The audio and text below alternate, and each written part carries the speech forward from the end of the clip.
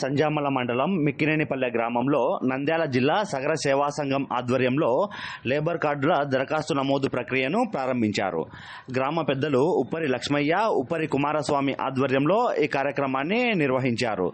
సగర సేవా సంఘం సభ్యులు గ్రామాల్లో పర్యటిస్తూ దరఖాస్తు ప్రక్రియను చేపట్టడం ఎంతో సంతోషకరమని తెలిపారు. సగర సేవా సంఘం సభ్యులు చేపడుతున్న ఈ కార్యక్రమాలకు మా సంపూర్ణ మద్దతు ఎల్లప్పుడూ ఉంటుందని ఈ సందర్భంగా వారు తెలిపారు. కార్యక్రమంలో సగర కులస్తులు చంద్రశేఖర్, ఉప్పరి సూరి, ఉప్పరి చంద్ర, అర్జున్, నాగేంద్ర, మహిళలు పెద్ద ఎత్తున పాల్గొన్నారు. పూర్తి వివరాలను తెలుసుకుందాం. సేవా సంఘం ఆధ్వర్యంలో ఈరోజు సంజామల మండలం మిక్కినేనిపల్లె గ్రామానికి వచ్చి లేబర్ కార్డులను అప్లై చేయడం జరిగింది.